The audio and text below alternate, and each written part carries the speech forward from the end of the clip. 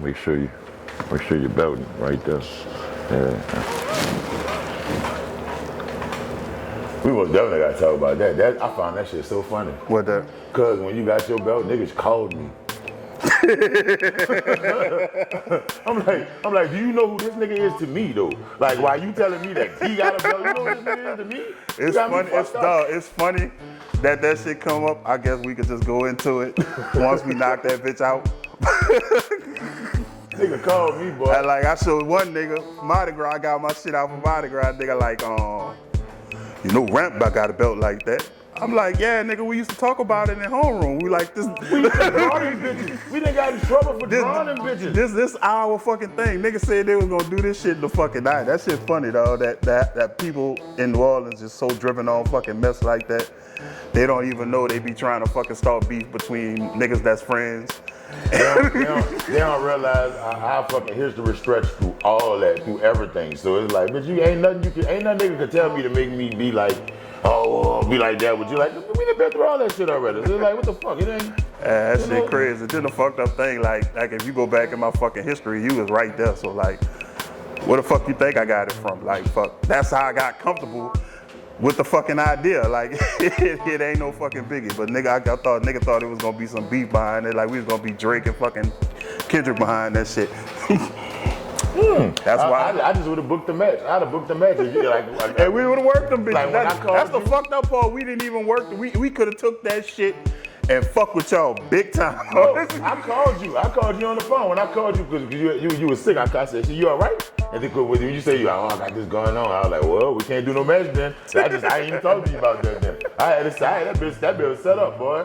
Yeah, the motherfucker would have worked them up. We'd have worked y'all at the end, fucking straight fucking heel turn. Hulk Hogan, y'all motherfuckers. You wouldn't even have to do that. I just would have had you on the apron. You'd have came in for the high tag. You could have fucking hit me with a couple of whatever you wanted to do, and y'all would have won. Gotta let the other dude take the pin.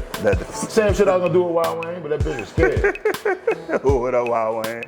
But that's basically why I wanted to, get you in here and touch on, the evolution of Bounce. Given the fact that, you worked hand in hand with Take 4 Records, a Bounce label, and that's pretty much, I give them origin props, because as far as I can remember, when Bounce came into the forefront, Take 4 was there. I can't even lie and say it wasn't, and I know you was there. But like, just the whole evolution. Yeah, we was all recording out the same studio. Exactly, that too. Just the whole evolution of Bounce music. And the NO sound and what makes the NO sound, because I think like people don't look at it like how we looked at it. Like we had a sound, we had a way about everything we said and what we did, and like it's kind of a lost art now. Yeah. But it's coming back though. Yeah, it's all coming back, and I like where I plan on starting it off from, because I don't cut no fucking corners. We about to turn over every rock, but it's like back to the DJ. Yeah. And what we was talking about, how you got cats now be like, I don't fuck with Bounce. But when we was out there, we was really rapping and lyrical, but when it come down to that block party, we had something. Like, and a lot of people don't understand that. Well, we was out here like a motherfucker. Yeah, and just to touch on that mentality, because they don't have to do that now. We had to go to block parties and run our shit. They don't even get on the mic when they come to the club. Like they expect the DJ just to have the airdrop their shit and then play it. But we used to go in that bitch. All three of us would be in that bitch. Man, give me the mic. Pass that bitch. Exactly, and we always had something bounce. And then they had like 6 other niggas that they ain't even come there with us, and they still get on that bitch too. Mm-hmm. Oh yeah. But it really was like grassroots and gutter to come up with your sound back then. And at the same time, you had to be authentic to the city. And I think a lot of people are not authentic to the city when they do it. That's why it don't really feel right to them and it don't mesh. Cause like, I offer a nigga a bounce track, nigga be ready to fight me, dog. But at the same time, y'all mad Chris Brown still in the shit. I never got that. Cause at the same time, like we even talked about it on your live. Yeah, like, we be fussing at them kids. You be fussing at them kids. We sound, like old folks on the porch with the hand. But at the end of the day, that's what it is. Because at the same time, it was stuff you had to do. Like, now everybody wants somebody, they waiting for P and fucking Baby to pull up and take them to California and sign them. It don't work like that. You got sign you when you go to California. He fucking just do buku songs with you, then send you home. He don't sign you when he bring you out there like this. Like he fucking says. And then even at at that, like when we came, I'm pretty sure, like you said, you auditioned for him. I auditioned for him. PNC was supposed to be on the label. It was out there, but at the same time, the artist had to grind. Nowadays, the artist scared to grind. And we come from an era of grinding because our shit wasn't digital. Like, dog, we used to walk up and down magazine, putting up flyers that's gonna get towed down in 3 days to come back and hit them bitches with flyers again. Niggas don't do that shit no more. Well, you dropping that shit, but you might as well start recording. Bro, we been recording. We on. What a way to start the show. Let's go.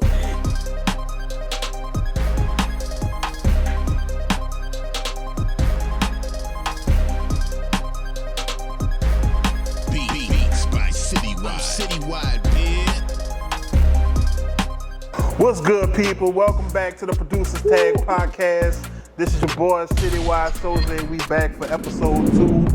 We got our special guest in the house. Somebody I've had the privilege of coming up with in the game that know just as much as me. I know y'all been waiting for him to be on the show since before I even made up the show, because people been saying we need to work together again for years. Welcome to the Producers Tag Podcast, the homie, Big Round. Down with it. Man, I'm getting wet. That's what I'm telling you right now. Already? Like, Already, it you don't already take know what long. this is. This is Yeah, Yatta Melon. we're gonna really get into it because we got a whole lot going on. I just want to say, thank you for coming through and kicking it with me and being our first official guest on the show for the second episode. So with that being said, let's move on. Feeling good already. Because somebody I can't start the show with, y'all gonna see him all the time, my little special ready-made bartender. The one that keep us right. Yeah. That is doing major things in the city, because so much has happened since the last time we did the first episode, and we gonna run that down. With everybody, give it up for my home girl, Miss Carter, Big Body Yatta, 504, CEO of Yatta Melon. Yeah. And don't forget the 504, because I ain't. What's happening with you? What's going on? So happy to be back. I'm glad to have you back, too. Location. Yeah, the new location that happens to be your new spot. Boom. Yes, my new spot, the infamous Silky. I was so proud when I saw that you did the video with the keys. Yeah. And I'm like, hold up. Then I'm thinking like, damn, we could just do the podcast from there then. It's on. That's right. And that's all it took. I just want to say I'm happy for you, and I'm glad that things are going your way. You even got a lot of stuff going on now. It'll be all over with by the time you see this episode. But I think you got something tonight. You had something last night and tomorrow. Just run it down your busy schedule, because you're always doing something. Yes, I always do something, of course. This week we have a full week. Tonight we have our ladies' night, exclusive ladies' night. Tomorrow we have neighborhood appreciation day. So we're just gonna go out and meet the neighborhood, have everybody come out and meet the new management, the new people that's running it, and get to know our neighbors and just introduce ourselves and what we plan to do here at Silky, since it is a staple in the community. For sure. We've been here over 40 years. Forever. Yeah, so. Because that was another thing, like when I was like, she got Silkies? Yeah. Like this is a historic place in the city. So how does it feel to even have that lineage on your belt now? Oh man, it's Because it ain't no punk shit. There's some big shoes gotta be filled. and I think he's outside like 14, 15. I only wear a 9, so it's like, it has been a great experience thus far. It's an experience that I did not have under my belt, so I am very grateful for the opportunity to even be put in this position to take on such big shoes. I feel like this is just another part of my destiny and my journey as it relates to career or purpose here as a bartender. Like I said, when we first did the first episode, I was a feature bartender at someone else's spot. So just to be able to be in position now where it's, I can hold this and help you from my own spot, and a spot that is one of the greatest things in the city, I'm still just in disbelief sometimes, you know. So my plan is to definitely continue the legacy of this building, continue the legacy of this name, and still make it my own in some kind of way. So that's just where I'm at with it. That's good. Like I say, I'm proud of it. Like, you know, I really had to salute you because I did not see that coming. And then the way you presented it, you hit us with the surprise. I was like, oh yeah, things are going good. But we always said that, you know, that either making this show, a lot of stuff was going to come to us as we was making the show. So I just feel good seeing you do that, and that lets me know that we all on the right path to what we're doing. And given that we're talking about the evolution of bounce music, and we got a female perspective, because I really wanted a female perspective on here, because this is something tribal that I noticed about bounce, and I wanted to ask a female, and you'll be the perfect female to answer, because I know you could give me a detailed description. What is it with bounce music and women when they're cooking, they're cleaning, and they're getting ready to go to the club? Cause like, seeing that, it's more energetic and more stuff going on than you will see in the club. And I've noticed, like, even with my sister, you know, exes, like, they about to cook, they running that beat, and like, you like, damn, do I gotta pay $10 to be in here? Like, y'all really like, like, what is it about bounce that has such a connection with women? And it actually brings y'all together, because that's the most friendly I see women with each other when the beat is running. So I would say mainly for me then and now, it's the song that's connected to the bounce, right? And then it's the atmosphere. So as you said, sometimes when we're at home or when we're amongst ourselves, we tend to be more free. And bounce music kind of have like the music behind it is electrifying. It's like it's like if you go and work out and you put on some Jeezy. The feeling that you feel when you hear that Jeezy and the melody and the beat behind it, that makes you want to work out more. Same thing. The way bounce music, the way you connect with bounce music is not the same as you connect to R&B. Bounce music says it's time to dance. You automatically know when bounce music come on, that means dance. That don't mean stand on the wall. That don't mean, you know, be with your arms folded up looking at everybody. You know when you hear bounce music, that automatically associates with twerk. Automatically. Either twerk or stand to the top of your lungs. That's it. So I feel like that's the connection. I automatically think dance or sing when I hear bounce. Versus another genre of music. Let's say you hear country music. You automatically think cowboy, western, you know, you automatically think giddy up type thing versus twerk. So I just think that the association with the music, you automatically think dance. And the difference between being at home versus being in the club is more people is watching. Whereas at home you don't have an audience. Whereas at home I'm in my city. So it's about comfort.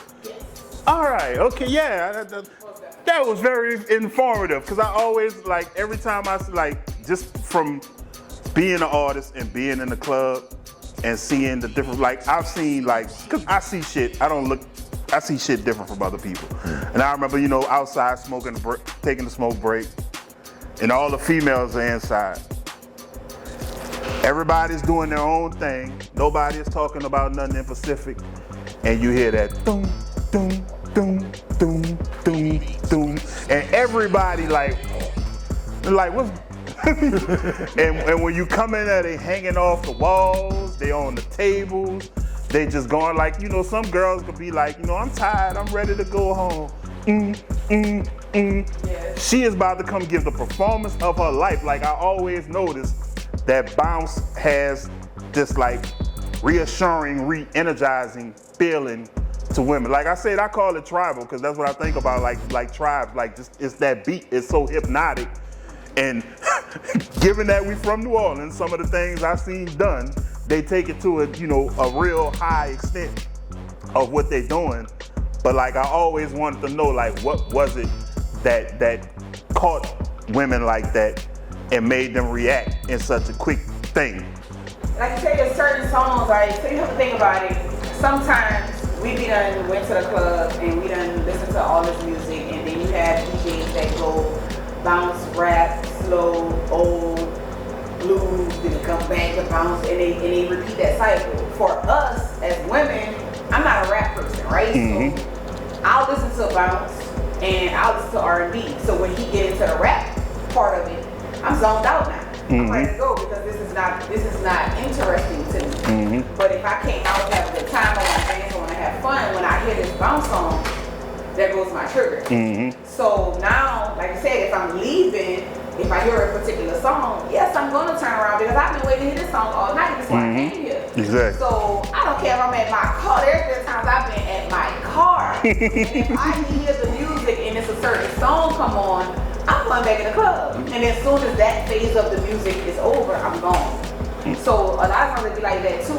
But you got to think about it. People are drinking, and most times they're drinking Yatta Melon. Okay. So they drinking. So the courage that you have at home, now you have that same courage out in the club. So if you're hot at night, if you up there, that's when you're gonna get the chandeliers and on top of the tables, and and then another part of it is you cannot be on that type of time. But if all 5 of your girls on that type of time, and you the only friend that's not on that type of time, you're gonna catch the wall. And then like in that case, like most times, like that's that initiation for it. Like it could be 200 people in the club, but to them 5 girls shaking on the floor, it's 5 girls in that club shaking on that floor. And like the only other sound of music I've seen compete with that's just starting to compete with that I see gets the same reaction is like Zydeco.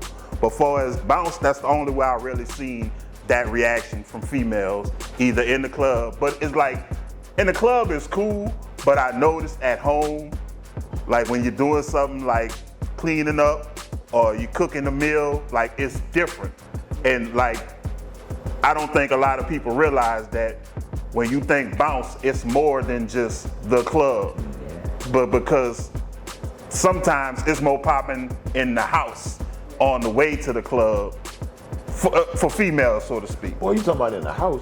You ever seen the girls when they be sitting in the car watching it's like the social shakedown and they got like a jug of Yatta Melons and they just singing to themselves? Exactly. I just sat there and really sat on my porch and watched the girls across the street screaming to the top of their lungs with the jug. I'm watching them with the jug. I know what it is already. And then they're screaming like, "Ah, now they your baby!" I'm saying, "Oh, I say, Lord." That's the part of it that's connected to the song itself. See? You know what I'm saying? So it's like to have that song with this beat, this bounce beat added to it. Again, there are songs that we don't even know if we hear it without the beat. There are songs I've never heard before unless it's with the beat. So then when it comes on regular, it's like, you still hear the beat? You still hear the beat in your head when it be on? Oh, you sing it that way? I've noticed that with Fantasia. I noticed it with Donnell Jones. When Where I Wanna Be, when they come on, I still go, whoa. Like I guess you could say Donnell Jones, is it Maxwell? And Fantasia. Like, not Maxwell, John Legend. When you get the beat put behind them, you about to see some completely different shit. And I mean, like, it ain't like the point to where, you're dancing and you're where you're, I'm talking about zone out in another place, just going in. And I always realized, like, the only genre of music that can get that type of energy was bounce, especially in the city. Does Zydeco get none of those? Yeah, that's the only, like, but then again, to me, I think the Zydeco people, The people that do Zydeco Do are bounce. kind of like, taking a little bit, throwing that little bounce They in swamp there bounce to give it people. that feel. They swamp bounce people. Exactly. Swamp bounce. That's what Zydeco is. Swamp bounce. They gonna get me for that, yeah. But it is what it is. Become like a national, worldwide thing soon, because it's like everybody is sampling. And if you notice, I kind of feel like they're paying homage to New Orleans because they're using New Orleans artists. They're using samples from New Orleans artists, songs or tracks or whatever. And they're like, if you, I mean, I'm sure y'all pay attention, but if you look, it's becoming bigger and bigger and bigger, as in more national artists are starting to use and utilize bounce beats or adding bounce to their songs, or adding parts to the songs that make women want to twerk, which is also related to bounce. You know what I'm saying? You can look at, and just from my perspective as a woman, when they first started doing it, you can tell the difference between their twerk and our twerk. New Orleans twerk and another twerk is just totally different. But if you pay attention now, in the videos, it's starting to look similar. You can still, as a person that's from New Orleans, you can still tell they ain't from here. Right. That ain't a New Orleans thing. Yeah, that's like, I guess you could say that they're kind of children of it. Because like that's the vibe I get from Meg Thee Stallion. Yeah. I really like, when I see Meg Thee Stallion, I'm like, she got her daddy from downtown and her mama from uptown. But like she gotta have that connection. She from Houston. Yeah, and People we from New already. Orleans been there damn near 20 years now. So she got friends she done grew up with from school. Yeah. So when we first migrated out from Katrina, she was younger. She like 5. She never seen it. That's why I was a Katrina baby. So it's like you said, but even looking at her, you can look at her and tell that's not New Orleans twerk.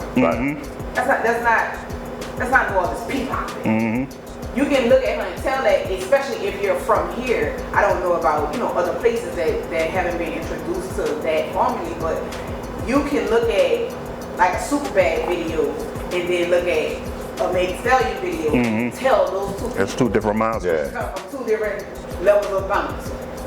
So I mean, I feel like that's how I look at it. I feel like more artists are starting to use it, and before you know it, it'll kind of not be a thing of the past here, but it'll be so blended that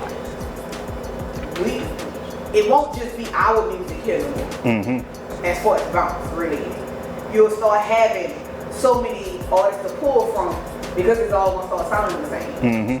Because they tapping into it. Yeah, that's why I say cause the same energy I'm speaking of, the thing that made me think about it was when, New Orleans was more New Orleans. But now you get those same type of moments, like you can have that same type of moment in a house in Oklahoma or somebody in California. Like they hear that beat and you get people that ain't even from here that come and beat down the DJ dope because they want to hear that beat. That's like one time I remember sitting in the thing in the club. I think it was Voila. Didn't Fantasia come there one time? Fantasia came to Wine Bistro. Boom, Wine Bistro. She's asking the DJ to play Freedom. And I'm looking like, what the fuck you know about Freedom? But if you think about it, she know about Freedom because it's out there, because Katrina spread so much of what we was doing out, and I think that's what made it more accepted, and which also made the saying, and I never knew how to look at this saying, like to say bounce would never make it when all it did was prove that it was marketable and that it could go places and that you could do things with it. But like I said earlier, coming up in the time we was coming up, they told us don't do bounce and don't put Lil in your name. Now we listen to one of them. now we in 2024 and everybody doing bounce and everybody got Lil in their name. No, you know what? They messed up because they don't even have Lil in their name. They ain't even spelling the Lil. It's like Luck. Like yeah, that's the new thing now. Look. And they used to tell us that was taboo, but it's something that can connect and go and just have a snowball effect. Like I don't really think a lot of people thought bounce was gonna make it this far, but it elevated and reinvented itself so many times, and I think it's room to do more of it. But I think more people just need to get in the habit of wanting to do that. The funny part about this shit is that bounce-wise, people be saying, well, bounce just started to take off, bounce this. No, I've been touring around the world with Jubilee since the 90s. So it's like we done been everywhere. We didn't even been on wrestling. Before I even started wrestling, we was on Nitro. We was on Monday Night Nitro. So it's like, it's like, what level of success in bounce are the people looking for? They wanted to be like just blowed out of proportion, but because bounce has been successful the whole time. Like TLC sampled the Trigger Man for the Unpretty remix. Like, you know what I'm saying? Like this stuff I'm talking about, it's like this old stuff I'm talking about right now. Like, you know what I'm saying? So bounce has always been in the mix. Like, you know what I'm saying? It's moving more to the forefront now, yeah. But it's always been in the mix. Like, you know what I'm saying? Like, so, I don't know. But we gotta take a break right quick. We gonna get back. More interesting topics. Got your the homie. I'm already feeling it. Let me put this shit down. Wait, what about these that we were drinking earlier before the camera came on? They don't need to know about all that. Well, This your boy Michael with the fade. Chase J Flow Records.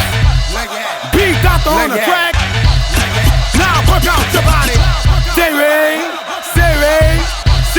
put your head between your legs. Say black, get it over from the back. My like yeah, with the yeah, with the yeah, that's my like yeah. My like yeah, with the yeah, with the yeah, that's my like yeah. Come on. Now work out your body. Work out your body. Now work out your body. Work out your body. Now work out your body. Work out your body. Now work out your body. Still it, yeah. I want you wiggle, shake, baby. I want you bounce it, baby. Still it, yeah. I bend it over. Cook it, baby. I work it, baby. Oh, she pull a muscle, make it hustle. She pull a muscle, she make it hustle. She pull a muscle, she make it hustle. She pull a muscle, she make it hustle.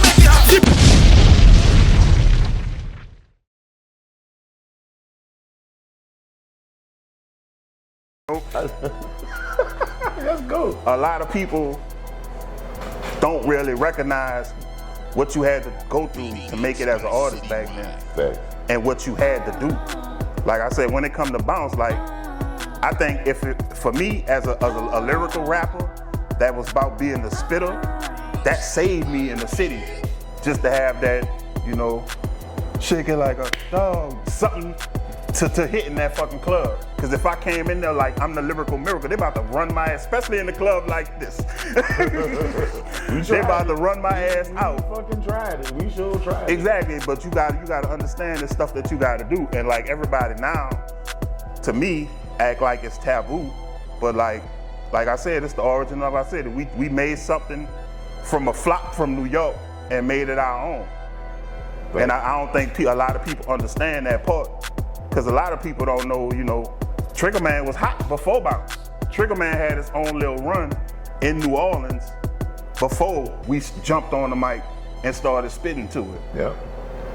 So, like, just to touch on those type of things and what was going on back then, like, just give them a feel of how it was for you coming up in that sound. And like I said, being surrounded by Take 4, which was a bounce label, and having to stay afloat now.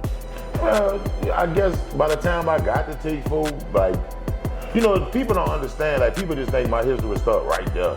Like, I got a whole history, like, with y'all. I know the story. I know you know. I know you know too. But the thing is, though, is like, we fucking went around the whole fucking city. We went to everybody fucking talent shows, everybody fucking DJs, fucking, we went everywhere and just rapped. We were selling fucking tapes, full fucking 60-minute tapes on both sides. You know how much material that is? On both fucking sides, full of fucking shit. EPs with all 3 songs on one side, you gotta fast forward to get to the other songs to flip it over. But by us doing that. Karaoke right? Kings. Right, by us doing that, like, we learned to fucking rap gangster, bounce, or whatever other genre of music they got, we always fucked with all that shit.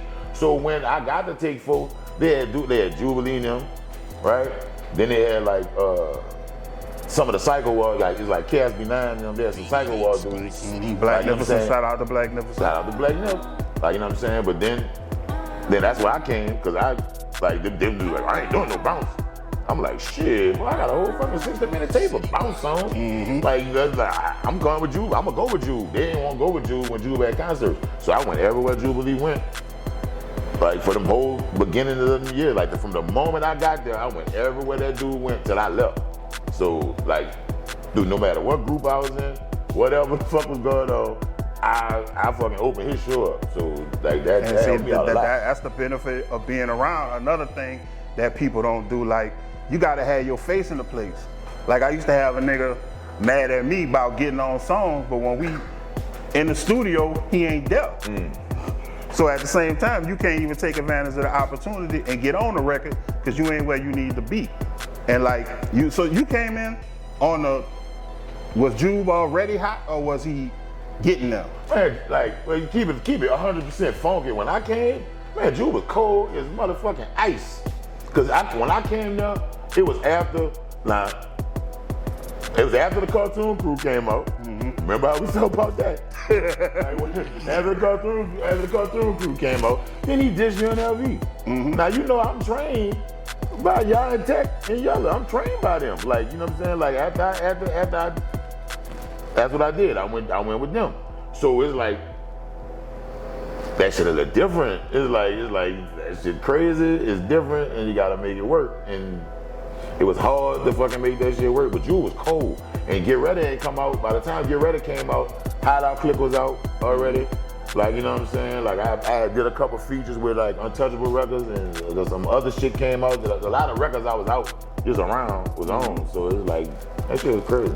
Crazy little time, man. And then touching on that, like just being pretty much thrown into the height of that label's success, I know you most likely got the privilege to work with somebody I look at as an underrated producer, and I hold producers like this on a high pedestal, because even as a producer, I don't see how they do that shit.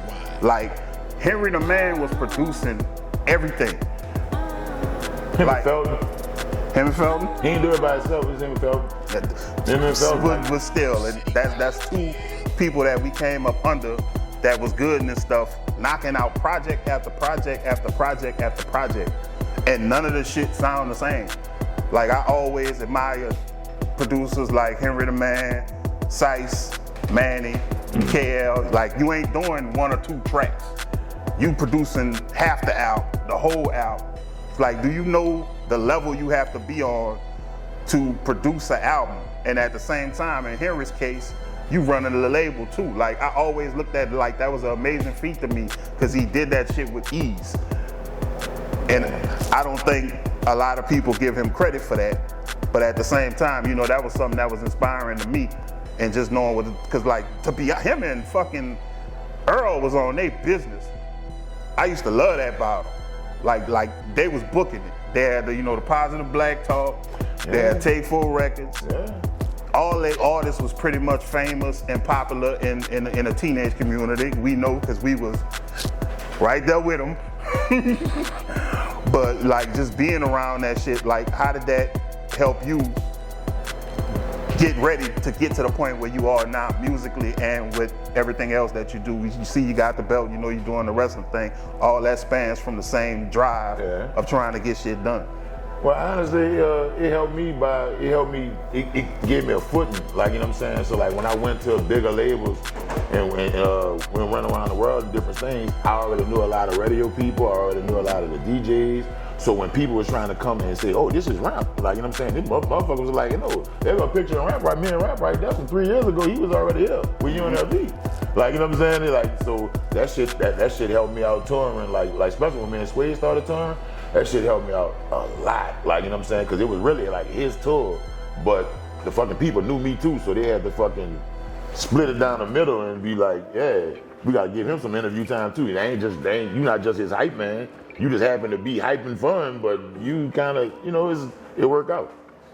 And with that, like, I don't know, cause like it's so much to me. Did you know Suede rapped when he went to school with us? Oh, no. Like Cause that. it surprised me. It surprised me when I found out Black Suede was Yeah. James Combs. Exactly. Cause James Combs was a nigga that never rapped, and we was in the South. Like, how the fuck was you right there in the mix of it? And I think I probably heard him playing. I don't remember him rapping. When As we was many in school. hallways and as many schools and different places that we shut down. Like we shut down Teen Summit, the first Teen Summit when they had Teen Summit. We was in the fucking Something else we hallway. need right now. Yeah, we was in a hallway while people was performing, but we had a whole concert in there. That's we had like- a whole concert in there, but they could not deal with us. They had to pop us to stop us. They don't even realize that. Exactly, and I caught on late because when I found out Black Suede was James, y'all was on Soul Train. That's how I found out. And then as much as we used to like we used to be by my house or by any other house, as much as we used to wake up, watch Soul Train in the morning and shit. Like, you know what I'm saying? Like, man, that shit, that's the thing, dog. That's a real serious thing, bro. And then like at the same time, like being in that scenery, like what did you most gravitate to? Being bounce? Cause like for me, it's a hard place for me to go sometimes because that's not really my thing. But I still understand I got a voice. I'm good, I can make a catchy hook or whatever. But like, how was it to gel in between being a rapper and being a bounce rapper? Well, I always did both. I always liked both from the get-go, like, you know what I'm saying? Like, from, what you had produced? From the Round and Round to all the way to Do the Raw Dog. Like, I've always had duality with this music shit. I've always made bounce songs. I've always made rap songs, and I tried to sing too. I've always tried to do all three from the get-go. We unofficial members of New Edition for that who don't know. Hey, we gotta call Corbin Travis. We gonna sing some shit. We gonna call Corbin Travis, and we gonna make our own group. That's what it is. But just being in that place, and to me, like, it was more battle tested. Like, I remember us having, even as bounce rappers, having a lot of battles. And I think that's a part that people don't connect. Cause like back then, like if you was the hot bounce rap, you had like 3, 4, 5, 6, 7 other hot bounce rappers coming for you to take that spot. And a motherfucker ain't even have to know you then to diss you. Motherfucker Exactly. be like, I'm such and such, not such and such. And that been like, what the, like I don't even know him. Like, where that come from? Like shit, on that tape we had, boy, you know how many people we dissed on that first tape, boy, if that tape ever come out, a lot of people gonna be mad with us. Yeah, I got Jubilee, cause we dissed Jubilee first. That was the first person we dissed on there. I love you, you love, boy, I'm telling you, boy, we just say that at the car and dance. Yeah. Everybody. While he was DJing, we was ignorant. They don't even understand how ignorant we were. That's crazy that he had so much hate, but at the end of the day was still paving the way for us. And I ended up signing with them. Exactly. I know you probably was scared to death sometimes. Like, I wonder if you niggas heard that song. No, I know they heard it, because I just sang it. I just sang it at the DJs. Like, you know what I'm saying? Like if it wasn't for Polo T, I probably wouldn't be with them, because like right after we dissed them on them tapes and all that, we were selling them at Con.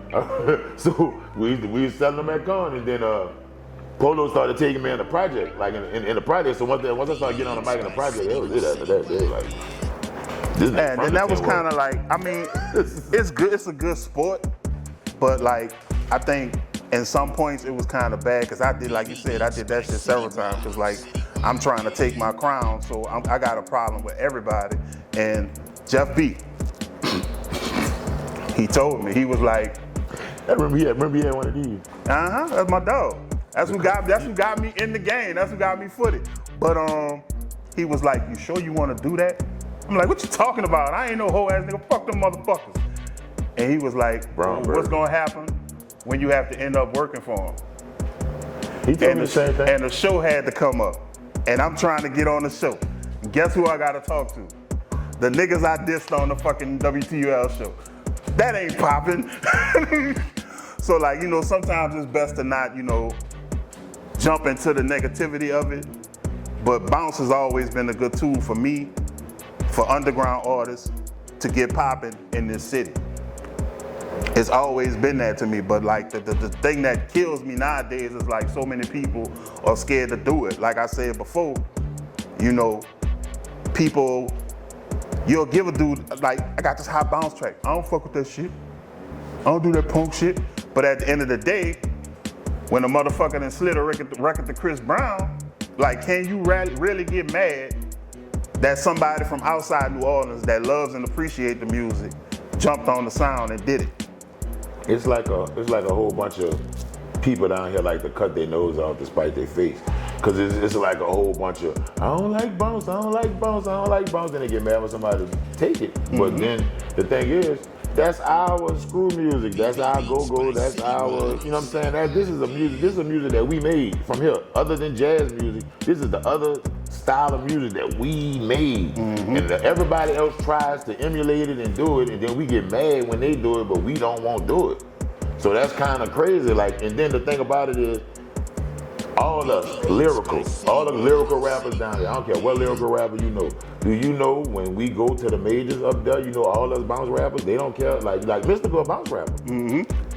Like, but then the thing about it is, all the people who they say is like the coldest and all that, all of us started with initially a bounce song. Everybody got everybody from that era that we from and the era before us has a bounce song. It might not be traditionally shake biggity bounce, but the beat of it is dance. Or you got something that you can run to that beat. And then that's another thing too, like, that's something I see that we losing. Because a lot of people look at bounce and they look at it like Trigger Man, Brown beat. It's so much more. Like, but from our era, it was the Trigger Man beat, the different versions of the Brown beat, the James Brown beat that is actually the Browns beat. Yeah. The Express Yourself drum beat. You know, that's the loop, boy. You loop that motherfucker for me, boy. You know, the fucking the catchphrases, because like a lot of people don't even know the nigga you love to hate stem from Ice Cube. NWA. And Shake That Ass Like a Salt Shaker stems from NWA. You know that, like when Ice Cube was at Teen Summit one year, and he had like he was backstage with Master P, and he had like a real conversation with Jubilee, and I happened to be lucky to be right there and hear it. And I was like, man, that is cool, because he was trying to put Jubilee, one of the Jubilee songs in Players Club when Players Club came out. And that was like, that shit was cool to hear some of that shit. Like Jay-Z was in that bitch too. And see, that's another thing to show you that the rooms that it could get you in. Like you said, Jubilee, they were gonna use in a movie.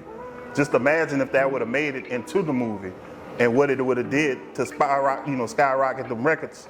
Because like everybody else we hear something, and especially now in the information era, next thing you know, we typing it in the search browser trying to find out what it is. Right. It's like it doesn't always necessarily go to the person that's sampling the record. Right. You know, because once people hear a sampled record, they want to hear that sample to hear how it sounds. So I think like coming with bounce, it kind of opened that door for us, even though coming up, we were told a lot of stuff wrong. Like, you know what my two favorites is that we was told wrong coming up in the game? We was told, don't do bounce, it ain't nationwide, and don't put Lil in your name. And here we are in 2024, and they got 1 million fucking Lils. I'm big rap, yeah. And everybody got a bounce record. That's kind of like where I learned to not take what everybody say to heart, because a lot of people don't know what the fuck they talking about. Because if we would have listened then, we could have been that person that would have been innovative and brought the bounce to another level. And even on, like, I got bounce records, like, where I'm most comfortable bouncing is I'm spitting on it. Right. It's catchy. Right. But you know, I can break into my call and response to I know what I need to get to that audience. Right. But at the same time, that's still an audience. So why avoid that audience? Because it's a big audience. Facts. Like how long this shit been going on in New Orleans alone?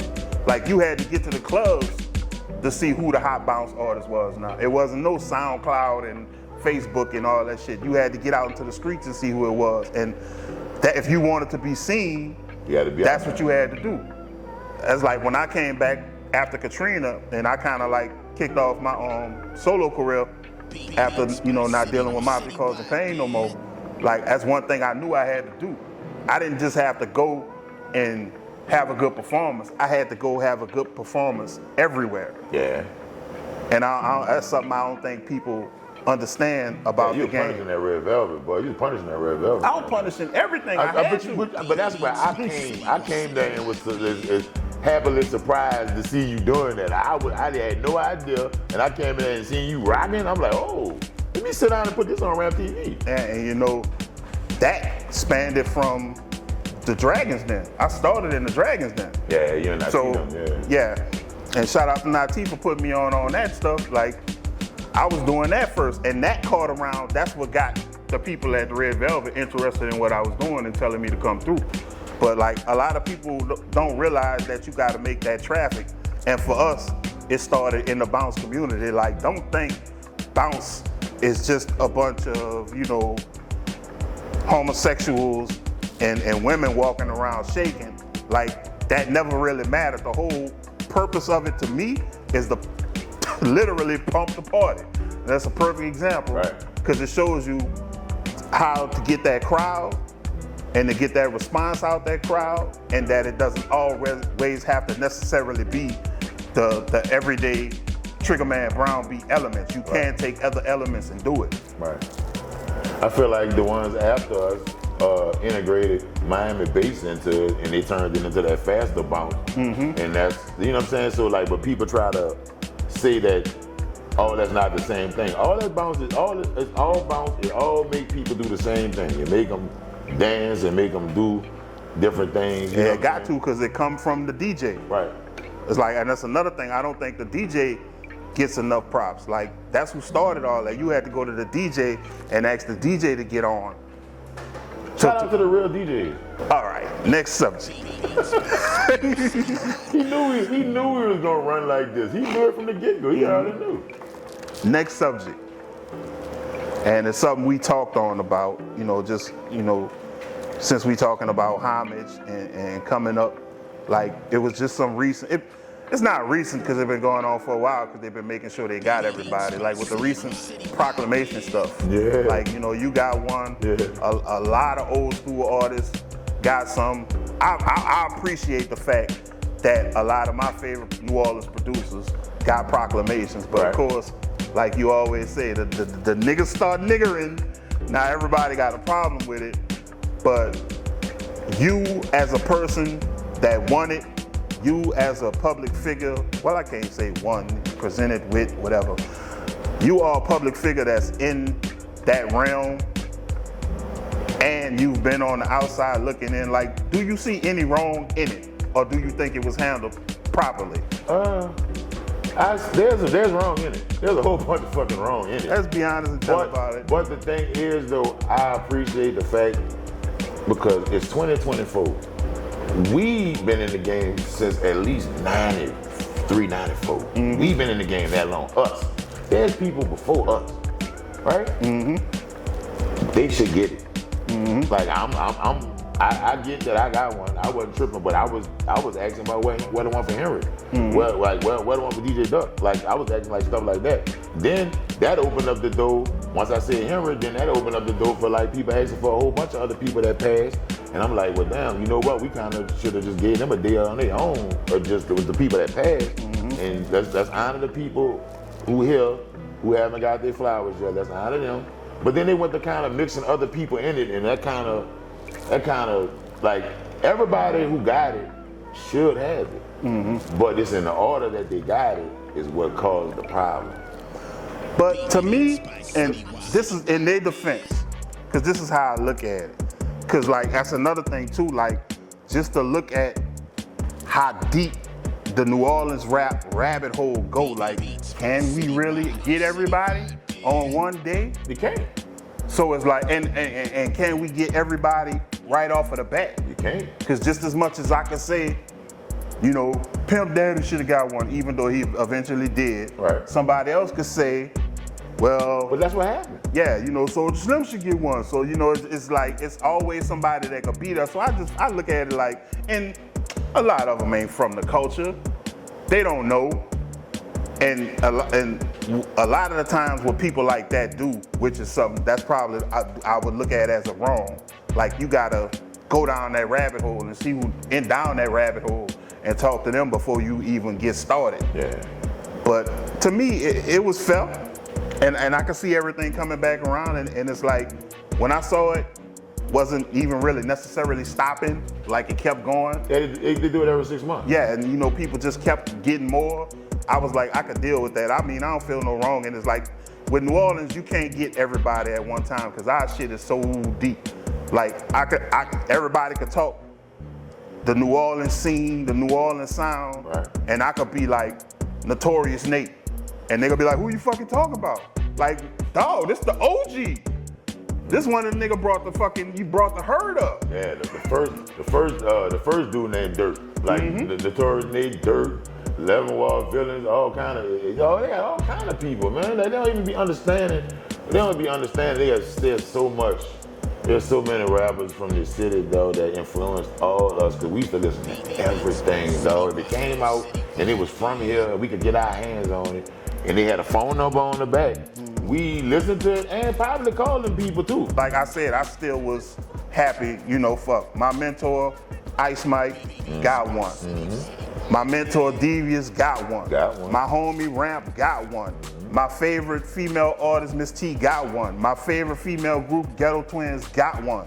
Like, so I feel like I'm winning, because this is my era. But let's talk about the fact that Black Menace got one. Exactly. As much as we used to listen to Go Off, as much as we used to listen to Go Off, yeah, and it was in the third stages, and it should have actually. That's why I say you can't get everybody.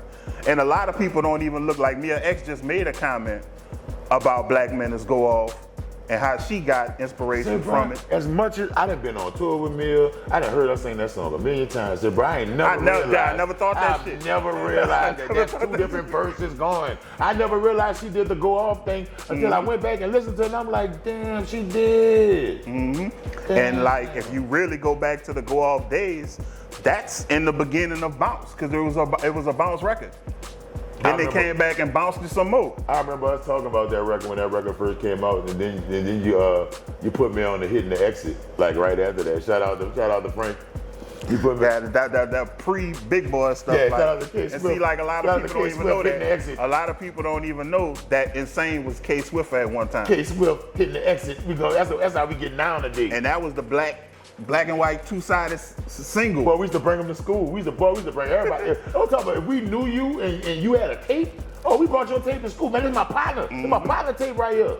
And by us being related, and you know, I wasn't rocking the braids then, a lot of people thought that was me. And you know, a lot of people thought we was fiending Insane when we went. Yeah, that's crazy. And I'm my cousin, and I'm in homeroom with the other one. Look, picture me rolling, tipping my chauffeur. Niggas look jealous, you gotta control it. Reaching my quota, mixing my soda. Feeling connected to God, trying to get closer. Stepping on roaches, me and my loasters. Just trying to get over, try not to get swallowed by locusts. Trying to stay focused, kinda like Moses. Like somebody chose us, sweat on my shoulder. I feel these emotions, but still I keep going. I've been to a poet, I've been through the motions. I'm feeling heroic, but life is a dice game, and they dare you to blow it. You might get a strike, man, but that ain't gonna pay for the strollers. It's never enough to console her. Tell her your daddy a soldier. She needs you right now in this moment. Now dead on your back pushing roses. To me, I'm just carving a sculpture and fine-tuning my approaches. Doubling back as an owner. The moment of truth is opponents, call them promoters. Picture me rolling with my friends, not a word. What's good, people? And we back. This your boy, CItywide Sozey, in the building with the homie Big Ramp, and had a nice little conversation. I'm sure everybody gonna enjoy. You know, we just had to, you know, take a break and just, you know, bask in what we already did. The drinks got everybody feeling right, so you know. But before we head out, I wanted to have a conversation with you just as an artist and a producer, and it's something that we trying to do on the show every time we have an episode, is to have the sample conversation. Sample conversation is basically the state of sampling now. Like, do you think it's in a good place, or do you think it's in a bad place? Do you think it's necessary? Should we move on, or are you just perfectly fine with a sample here every now and then? At this point right now, being that I've been in the game as long as I've been in the game, we've been in the game as long as we've been in the game, I'm totally confused by the whole sample thing right now. Because we was taught one way, like, hey, if you sample this, you have to get this clear. You got to go through these people. You got to get this done. You got to get this signed off by this person, this person, this person, this person. And there's a lot of records that I hear right now. I know for a fact they ain't talking to nobody, because they got people that don't clear. Some of these records they sampling, I know these. I know these people for a fact. These people don't clear no records, and they sampling these records. So it's like a morality thing almost, because it's like, you know, you're not going through the right channels to sample this, but if somebody samples your stuff, you will want them to pay you. But you sampling all their stuff, but you're not going through the right channels and all that. It's like all the samples I've ever rapped on that I've used has been cleared by these people. Like the All Good with me and Cain and Abel, Patti LaBelle cleared that. Like, you know what I'm saying? So when I see somebody use that same sample after that, I know what we had to give Miss Patti, and it wasn't no pie. Like, you know what I'm saying? So it's like in all these bounce records, even the bounce records now, like the ones that's getting into the regional thing and making bread, you using these samples. Please go to these people and clear these samples, because 10,000 units down the line, and when that's a lot of money, and they take half your money, all of it, you're gonna be like, the game done did me wrong. But if you go, They got gatekeepers. Yeah, they got gatekeepers. Oh, that's the main one. I seen one of them artists, they sampled one of the older artists' records, and then the older artists hit them with the C&D. It's like, and they're like, oh man, the people from New Orleans don't want to never see nobody make nothing. They just always hating on us. I'm like, man, that's them people's song, and you just took the whole song. You ain't even put them on the song. You shot a video, you ain't put them in the video. You ain't do nothing that indicated that you was trying to pay homage to them, even though that's the thing. Like when people hit them with the, oh, you use that beat. Well, I was paying homage to them. Man, you ain't even calling them. You ain't even get them to come to the video. You ain't give them a 7. You ain't give them some Yatta Melons. You ain't buying some tennis. You ain't take them on a ride. You ain't put them on a party bus. You ain't did nothing. Nothing. But you paying homage. What's crazy though, and I think I mentioned that on the last show when we had the sample conversation, like, I'm fine with it. If somebody's gonna sample my record, fine and dandy, but have that. But like you said, come through the proper channel. Like, don't play me about it. But like, a lot of people figure they can just skip that step and go past it, and then get mad when they get clipped in the end. Cause they got people, for y'all that don't know, they have people looking for those samples to see if that song gets sampled. Boy, so you might get away with it for a little while, but they gon' find you. They now have computers that's looking for them samples. Exactly. And the point I said that to say, the point I was trying to make was like, because we had samples that we had to clear when we came up. Just off of the professionalism of trying to get them cleared, a lot of the labels and those peoples and the writers and all that, they looked out because they can appreciate what you come. Like, sometimes you might sample a record and get it cleared, and they might be like, hey, you don't need to pay me for that. Or, hey, well, maybe if it sells this amount of records, we get X, Y, Z. Like, it's not something you should totally avoid, but if you want your record to spiral out of control and keep going, clear the sample, man. Don't and like, would you appreciate, like you said, would you appreciate somebody coming and taking your shit and be like, oh well, I was paying homage. I wanted the rims like you, so I took yours. Like, that's kind of messed up. Just did me that one day. He called me, hey man, how you feel about remaking one of your old songs? Man, I'm like, dude, I'm still performing that song. I ain't really trying to remake that motherfucker. Like, you know what I'm saying? Like, man, I just want to pay homage. I'm like, dog, that's not really paying homage if you just trying to remake my song, dog. Like, let's just do it. Let's do the song. I ain't tripping. Let's do it. I don't care. I'm always, because I'm not a gatekeeper. I'm always about helping people doing what they doing. But no, I don't play in my face though, dog. Like that's a little different. Like, you know what I'm saying? Like, I'm with you with it, but don't play in my face with it though. And like, I look at it like a lot of the times, like we was talking about earlier, like making excuses. Like, I think people make excuses for them not to have to follow. Like, they gonna make it to the point to where it's bad business and it's just a bad look, and you gonna lose a part of the culture. Right. Because like, you got people like, I called one dude, he had the Get Money sample, Junior Mafia. Yeah. And all he doing is he's pressing the Get Money sample and he put a little trigger man over it. I'm like, dog, that's all you gonna do to the beat? The beat is gonna be samples, like you're not gonna do nothing. You know so now you gotta pay? Yeah, and that's really like taking it, cause you ain't even trying to derive from the original. You using the original for your shit. Right.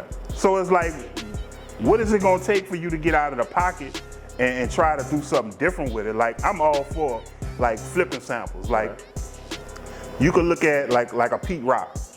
Like, he'll load that shit up in this fucking board and make a whole new track out of it. Now, it's a sample, but it's not necessarily, just running it. Put the needle on the record. He actually did something to make that song or what it is. And I think that's what like a lot of people stray away from.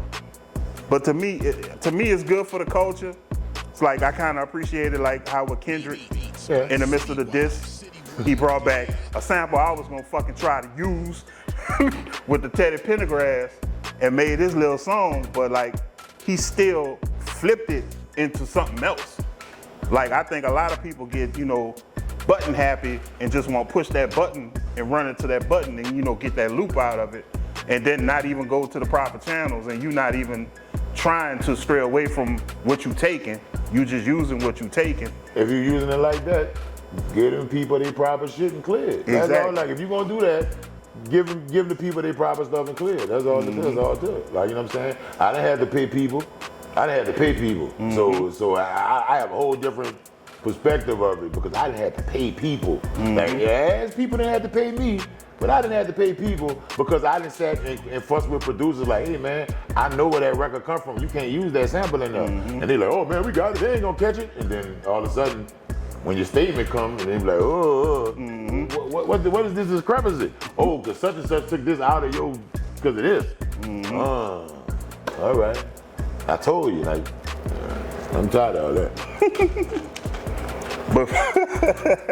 But to me, it's always been a good thing. I mean, like, that's what we come off of, just coming up in the game of hip hop in general, before you can even get into bounce and the New Orleans sound, like sampling records. But like, I'm not for I won't say overdoing it, but I'm not for, just taking and not talking to the proper people and not doing the proper things to get that shit clear to where you could get your back end and they could get their back end. Because a cease and desist is something. When somebody tell you cease and desist, you got to cease or desist. That means everything you had planned for that record is now about to stop.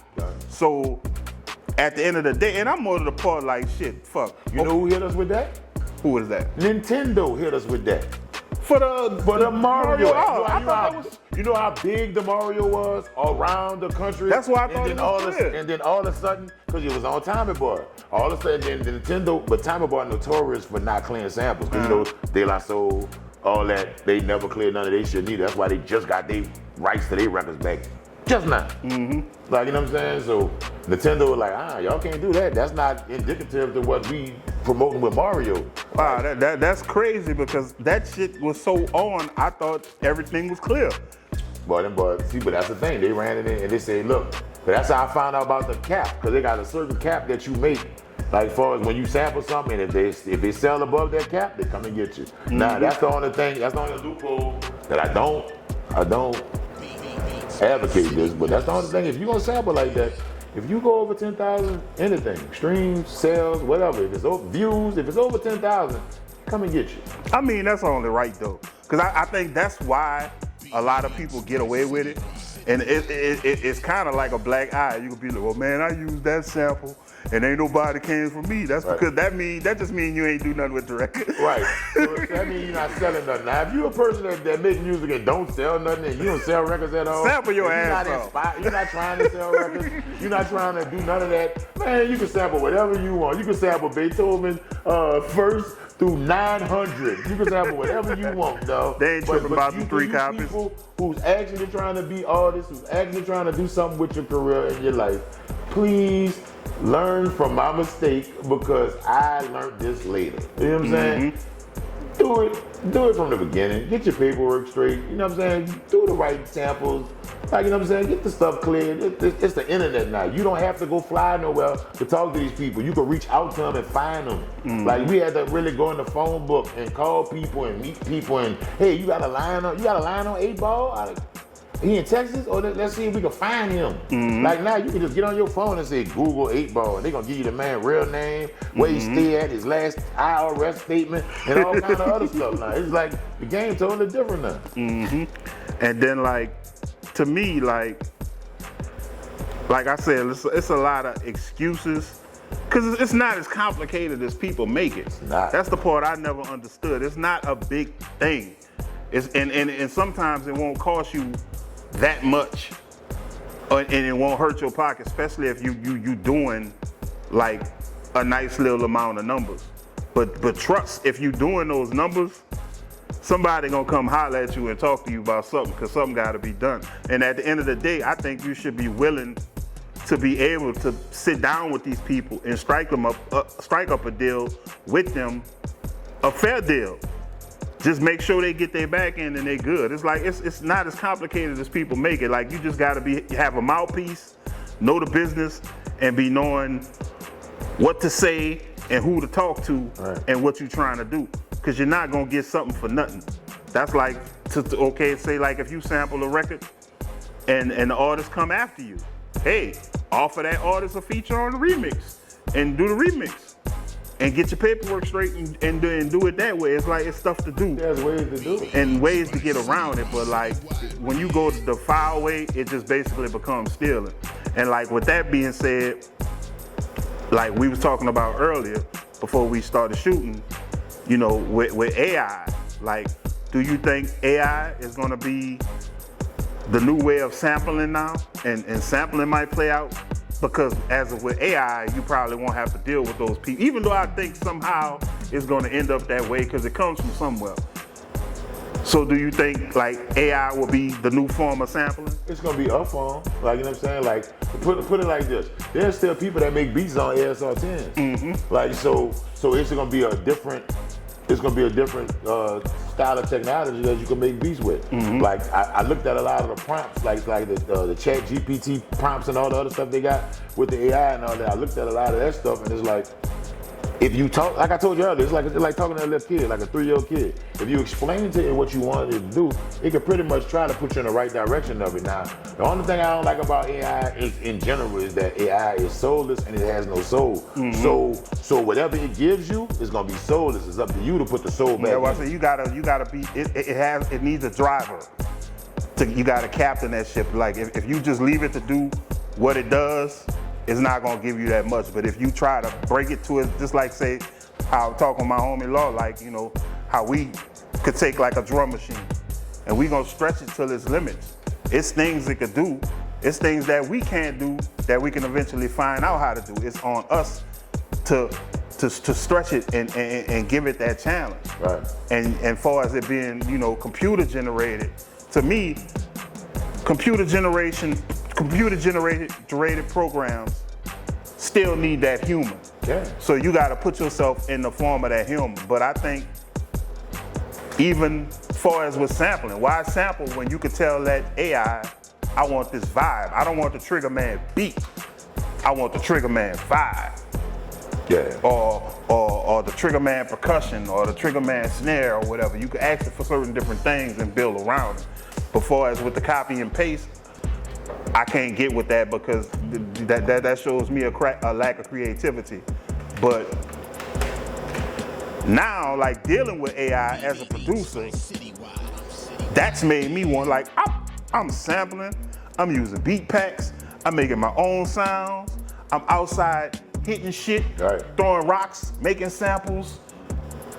Well, you could pretty much put auto-tune on anything, trying to sing a note, and make it a little sample to put under my song. I'm doing everything because now I know I gotta compete with somebody that could just type something in and make something way quality than what I'm doing. So that makes me thrive harder as a producer. And I think it should make other producers thrive harder and not be so standoffish to other forms and ways of doing stuff. Because right now, your competition is a computer, and it's already it's more ahead of the curve than you are. So it's best to dig in your bag and come out with everything, which is how hip hop and music in general started. You know, we all kids from the ghetto. We came up beating up on the table, hitting pipes on pipes, and making sounds that wasn't even sounds. You know, you could hear somebody, like I used to hear the guys coming from corn, you know, hitting the drumsticks on the thing, on a pipe, on a stop sign, making their own little sounds. Like, you don't think it's an instrument. Law Cousin Road, Exactly. Black used to beat on the wall for us, boy. And it used to sound like a radio. I tell him that all the time. I call his radio station and tell him, man, beat on the wall on the radio. He be so mad with me. Shout out to Road Black, man. But yeah, I just wanted to let you know, dog, I enjoyed this show. I enjoyed it so much. Was so nice talking to you after all these years, and for sure, and running it with you about something that, you know, we so passionate about and that we know about, and sharing it with people that may not know. Because that's one thing I do, and I've noticed I've done, even with the first show, is like I tell a lot of people stuff that they never knew. Like, I always looked at it like everybody knew. But you know, some people don't go back. It's like I said, they can't get past the 99 and the 2000. So we got people like us got to take it back for them and let them know that, you know, it's other things going on and there's other ways to do stuff. Right. And sometimes what you think the game is not what the game is at all. Totally. But it was lovely having you on the show. Much love to our sponsors, Savage NFT, Yatta Melons, Genergy Drink, Beats by CItywide. Hey, do they mix them together? Huh? Do they mix them together? They were talking like about the Genergy and the Yatta. It's in the works. They've been working on it. Hey, and it's for those of you who keep sending him messages, I'm aware that he has this belt. Yeah, get that cleared up. This is my friend in real life. I am aware that he has this belt. We used to draw these belts. We used to draw these belts on cardboard as kids. So, okay, that belt is okay, okay? Okay, that belt is okay. He don't have to defend it against me when he see me or nothing like that. This is a belt. His face is on it. Stop playing with him with it. That's what's up. But for the most part, we all good. Oh yeah, before I even go, I wanted to tell y'all, we got the IG page popping, Producer Tag Podcast, and YouTube, Producer Tag Podcast. I made it easy for y'all. Savage NFT, we got the cards coming out dropping. Savage merch. I got some. Yeah. You'll see it from him. It's all coming. It's all in the works. I'm pretty sure you see it in the background. There's a lot of things going on.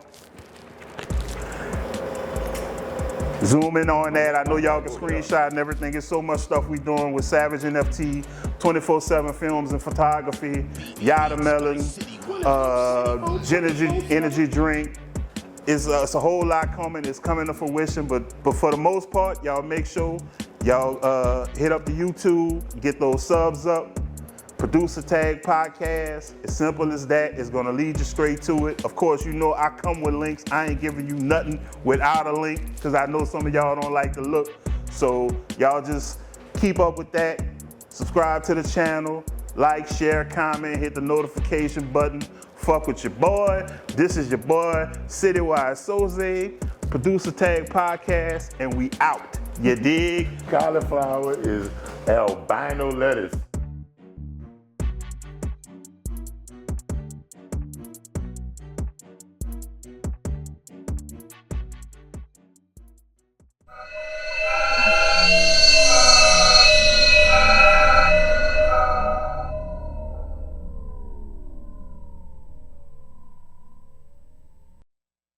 Nigga. Go ahead on, nigga. Fuck you think you is, cause you from New Orleans. You ain't shit. Got it going on, nigga. I got it going on, nigga. I got it going on, nigga. I got it going on, nigga. Say you got it going on,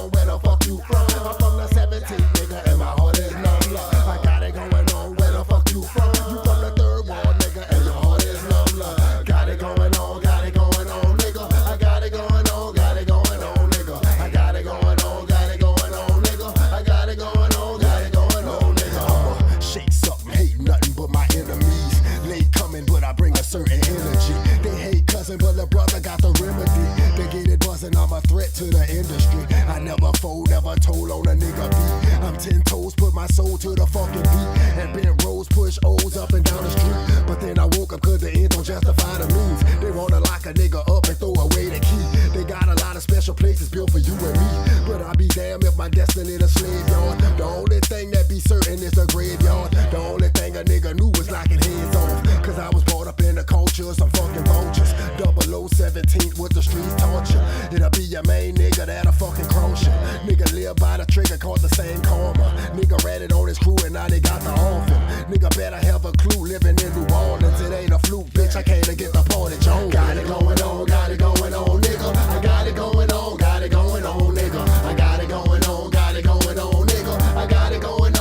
going on, nigga. Say you got it going on, where the fuck you from? I'm from that 10 wall, nigga, and your heart is numb, love. You got it going on, where the fuck you from? I'm from the 7 wall, nigga, and your heart is numb, love. I got it going on, nigga. I got it going on, nigga. I got it going on, nigga. I got it going on, nigga. I got it going on, nigga. I got it going on, nigga. I got it going on, nigga. Take this shit back, nigga. I got it going on, nigga. To 94, nigga. You heard me? What they know about that? What they know about rumors and louvers, nigga? And Dito, nigga, and them Riverboat Hallelujah days, you heard me? I'ma represent, and I'ma hold it down, you heard me?